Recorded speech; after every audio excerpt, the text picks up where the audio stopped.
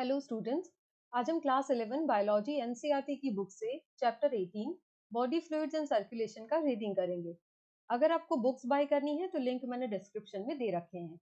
You have learned that all living cells have to be provided with nutrients O2 and other essential substances.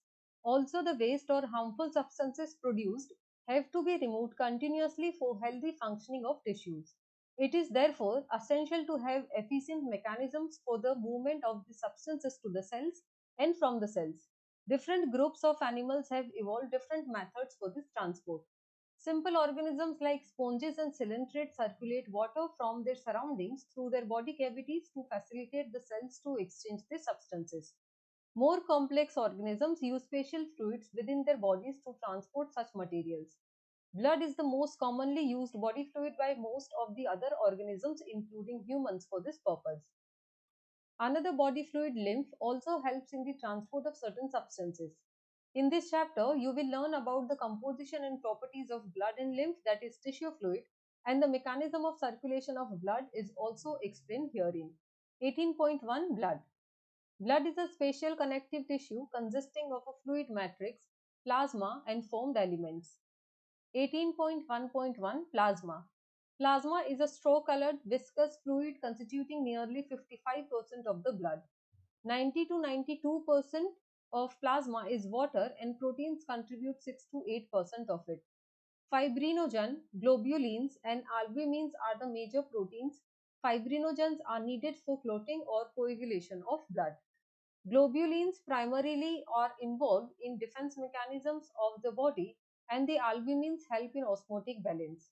Plasma also contains small amounts of minerals like Na+, Ca+2, Mg+2, HCO3-, Cl-, etc. Glucose, amino acid, lipids, etc. are also present in the plasma as they are always in transit in the body. Factors for coagulation or clotting of blood are also present in the plasma in an inactive form. Plasma without the clotting factors is called serum. 18.1.2 Formed elements. Erythrocytes, leukocytes, and platelets are collectively called formed elements, and they constitute nearly 45% of the blood. Erythrocytes or red blood cells are the most abundant of all the cells in blood. A healthy adult man has on an average 5 millions to 5.5 millions of RBCs, mm raised to minus cube of blood. RBCs are formed in the red bone marrow in the adults. RBCs are devoid of nucleus in most of the mammals and are biconcave in shape. They have a red colored iron containing complex protein called hemoglobin, hence the color and name of these cells. A healthy individual has 12 to 16 grams of hemoglobin in every 100 ml of blood. These molecules play a significant role in transport of respiratory gases. RBCs have an average lifespan of 120 days, after which they are destroyed in the spleen, in bracket graveyard of RBCs. Leukocytes are also known as white blood cells as they are colorless due to the lack of hemoglobin. They are nucleated and are relatively lesser in number, which average 6,000 to 8,000 mm raised to minus cube of blood. Leukocytes are generally short-lived. We have two main categories of WBCs, granulocytes and agranulocytes. Neutrophils, eosinophils, and basophils are different types of granulocytes, while lymphocytes and monocytes are the agranulocytes. Neutrophils are the most abundant cells, in bracket 60 to 65% of the total. WBCs and basophils are the least, that is 0.5 to 1% among them. Neutrophils and monocytes, that is 6 to 8%, are phagocytic cells which destroy foreign organisms entering the body. Basophils secrete histamine, serotonin, heparin, etc. and are involved in inflammatory reactions. Eosinophils, that is 2 to 3%, resist infections and are also associated with allergic reactions. Lymphocytes, that is 20 to 25%, are of the two major types, B and T forms. Both B and T lymphocytes are responsible for immune responses of the body. Platelets, also called thrombocytes, are cell fragments produced from megakaryocytes. that is facial cells in the bone marrow. Blood normally contains 1,50,000 to 3,50,000 platelets, mm raised to minus cube. Platelets can release a variety of substances, most of which are involved in the coagulation or clotting of blood. A reduction in the number can lead to clotting disorders, which will lead to excessive loss of blood from the body. 18.1.3 Blood groups. As you know, blood of human beings differ in certain aspects, through it appears to be similar. Various types of grouping of blood has been done. Two such groupings, the ABO and RH, are widely used all over the world. 18.1.3.1 ABO grouping.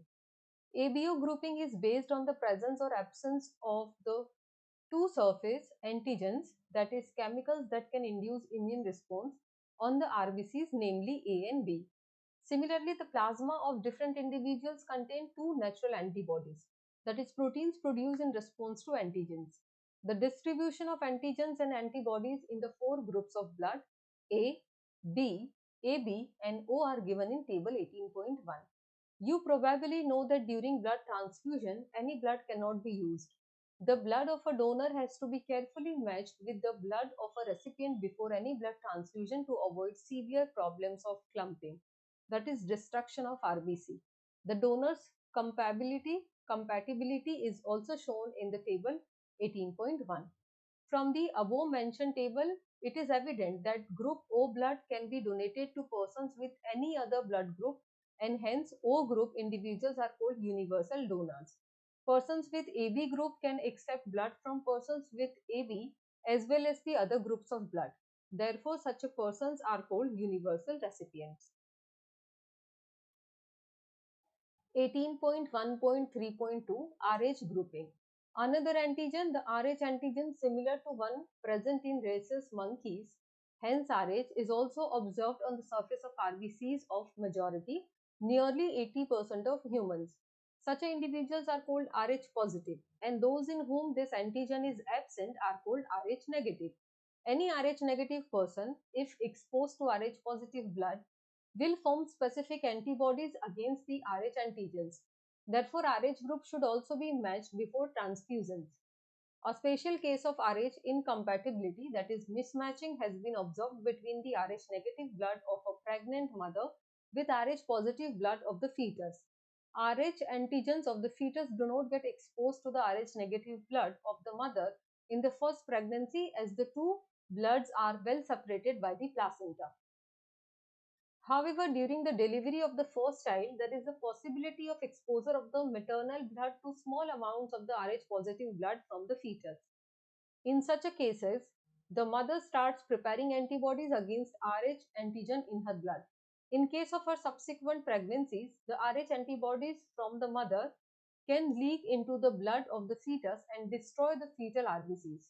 This could be fatal to the fetus or could cause severe anemia and jaundice to the baby. This condition is called erythroblastosis fetalis. This can be avoided by administering anti-Rh antibodies to the mother immediately after the delivery of the first child. 18.1.4 Coagulation of blood. You know that when you cut your finger or hurt yourself, your wound does not continue to bleed for a long time. Usually the blood stops flowing after some time. Do you know why? Blood exhibits coagulation or clotting in response to any injury or trauma. This is a mechanism to prevent excessive loss of blood from the body. You would have observed a dark reddish brown scum formed at the site of a cut or an injury over a period of time. It is a clot or coagulum formed mainly of a network of threads called fibrines, in which dead and damaged form elements of blood are trapped. Fibrines are formed by the conversion of inactive fibrinogens in the plasma by the enzyme thrombin. Thrombins in turn are formed from another inactive substance present in the plasma called prothrombin. An enzyme complex, thrombokinase, is required for the above reaction. This complex is formed by a series of linked enzymic reactions, that is cascade process, involving a number of factors present in the plasma in an inactive state. An injury or a trauma stimulates the platelets in the blood to release certain factors which activate the mechanism of coagulation. Certain factors released by the tissue at the site of injury also can initiate coagulation. Calcium ion plays a very important role in clotting. 18.2 Lymph in bracket tissue fluid. As the blood passes through the capillaries in tissue, some water along with many small water soluble substances move out into the spaces between the cells of tissues, leaving the larger proteins and most of the formed elements in the blood vessels. This fluid released out is called the interstitial fluid or tissue fluid. It has the same mineral distribution as that in plasma. Exchange of nutrients, gases, etc. between the blood and the cells always occur through this fluid. An elaborate network of vessels called the lymphatic system collects this fluid and drains it back into the major veins. The fluid present in the lymphatic system is called the lymph.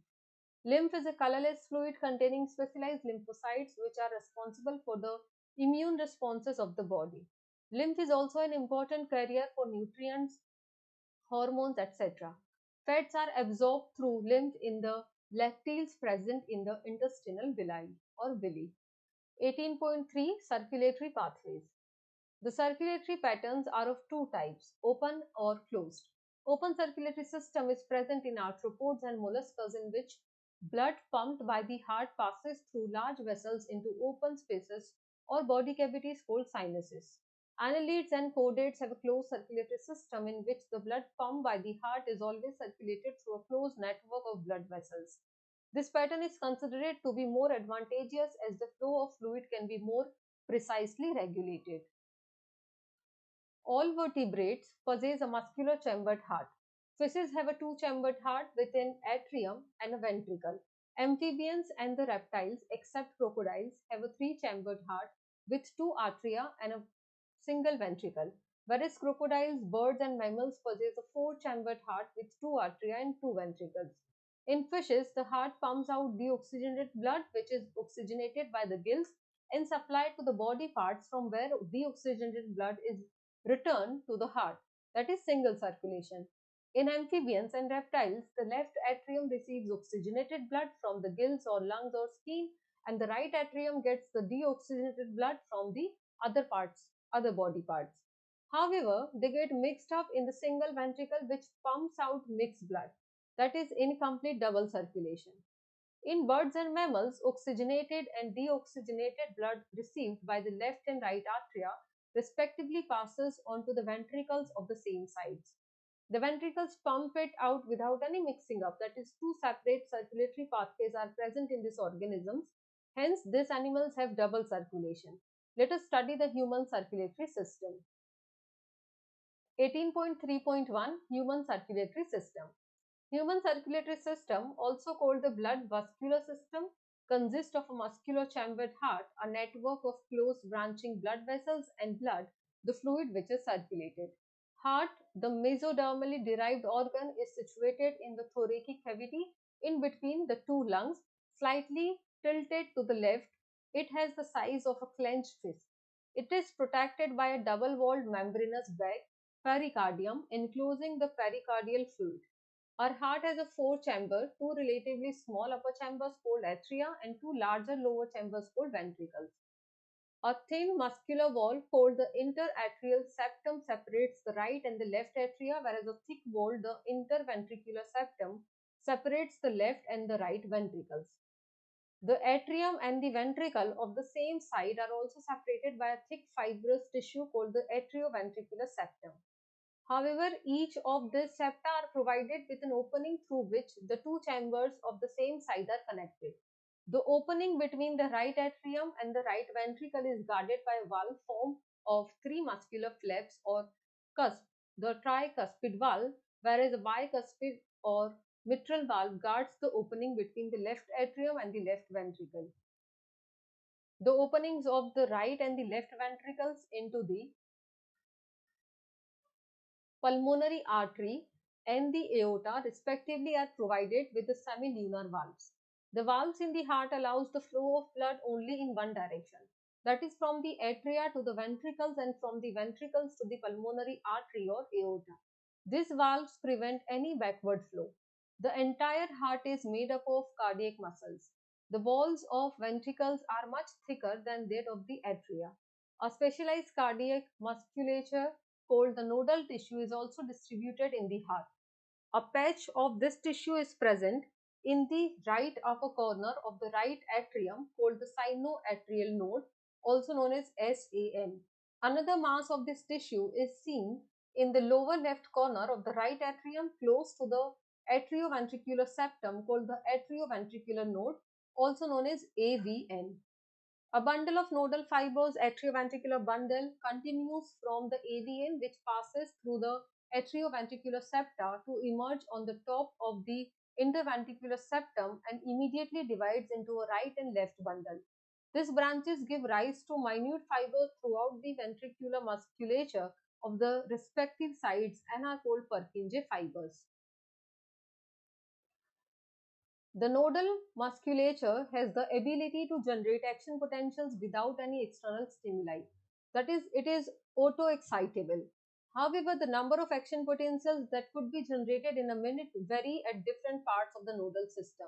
The SAN can generate the maximum number of action potentials, that is 70 to 75 per minute inverse, and is responsible for initiating and maintaining the rhythmic contractile activity of the heart. Therefore, it is called the pacemaker. Our heart normally beats 70 to 75 times in a minute, that is average 72 beats minute inverse. 18.3.2 cardiac cycle. How does the heart function? Let us take a look. To begin with, all the four chambers of heart are in a relaxed state, that is, they are in joint diastole. As the tricuspid and bicuspid valves are open, blood from the pulmonary veins and vena cava flows into the left and the right ventricle respectively through the left and right atria. The semilunar valves are closed at this stage. The SAN now generates an action potential which stimulates both the atria to undergo a simultaneous contraction, the atrial systole. This increases the flow of blood into the ventricles by about 30%. The action potential is conducted to the ventricular side by the AVN and AV bundle, from where the bundle of His transmits it through the entire ventricular musculature. This causes the ventricular muscles to contract, that is ventricular systole. The atria undergoes relaxation, that is diastole, coinciding with the ventricular systole. Ventricular systole increases the ventricular pressure, causing the closure of tricuspid and bicuspid valve due to attempted backflow of blood into the atria. As the ventricular pressure increases further, the semilunar valves guarding the pulmonary artery and the aorta are forced open, allowing the blood in the ventricles to flow through these vessels into the circulatory pathways. The ventricles now relax, that is ventricular diastole, and the ventricular pressure falls, causing the closure of semilunar valves, which prevents the backflow of blood into the ventricles. As the ventricular pressure declines further, the tricuspid and bicuspid valve are pushed open by the pressure in the atria exerted by the blood which was being emptied into them by the veins. The blood now once again moves freely to the ventricles. The ventricles and atria are now again in a relaxed state as earlier. Soon the SAN generates a new action potential and the events described above are repeated in that sequence and the process continues. This sequential event in the heart, which is cyclically repeated, is called the cardiac cycle, and it consists of systole and diastole of both the atria and ventricles. As mentioned earlier, the heart beats 72 times per minute, that may cardiac cycles are performed per minute. From this, it could be deduced that the duration of a cardiac cycle is 0.8 seconds. During a cardiac cycle, each ventricle pumps out approximately 70 ml of blood, which is called the stroke volume. The stroke volume multiplied by the heart rate, that is number of beats per minute, gives the cardiac output. Therefore, the cardiac output can be defined as the volume of blood pumped out by each ventricle per minute, an average 5000 ml or 5 liter in a healthy individual. The body has the ability to alter the stroke volume as well as the heart rate and thereby the cardiac output. For example, the cardiac output of an athlete will be much higher than that of an ordinary man. During each cardiac cycle, two prominent sounds are produced which can be easily heard through a stethoscope. The first heart sound, that is lub, is associated with the closure of the tricuspid and bicuspid valve, whereas the second heart sound, that is dub, is associated with the closure of the semilunar valves. These sounds are of clinical diagnostic significance. 18.3.3 Electrocardiograph, also known as ECG. You are probably familiar with the scene from a typical hospital television show. A patient is hooked up the monitoring machine that shows voltage stresses on a screen and makes a sound beep, beep, beep, beep as the patient goes into cardiac arrest. This type of machine, that is electrocardiograph, is used to obtain the electrocardiogram, that is also known as ECG. ECG is a graphical representation of the electrical activity of the heart during the cardiac cycle. To obtain a standard ECG, a patient is connected to the machine with 3 electrical leads, that is one to each wrist and to the left ankle, that continuously monitor the heart activity. For a detailed evaluation of the heart's function, multiple leads are attached to the chest region. Here we will talk only about the standard ECG. Each peak in the ECG is identified with a letter from P to T that correspond to a specific electrical activity of the heart. The P wave represents the electrical excitation, that is, or depolarization of the atria, which leads to the contraction of both the atria. The QRS complex represents the depolarization of the ventricles, which initiate the ventricular contraction. The contraction starts shortly after Q and marks the beginning of the systole. The T wave represents the return of the ventricles from excited to normal state, that is repolarization.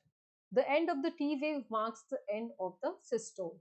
Obviously, by counting the number of QRS complexes that occur in a given time period, one can determine the heartbeat rate of an individual.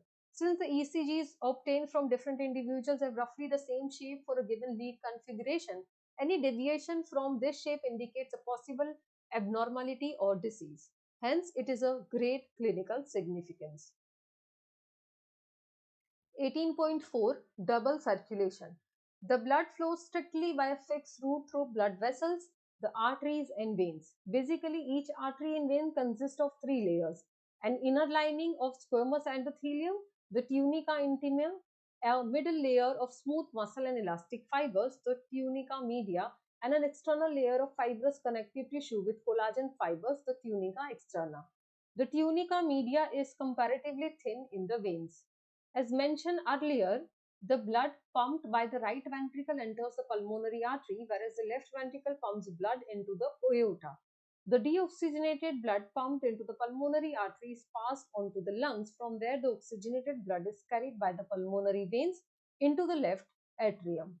This pathway constitutes the pulmonary circulation.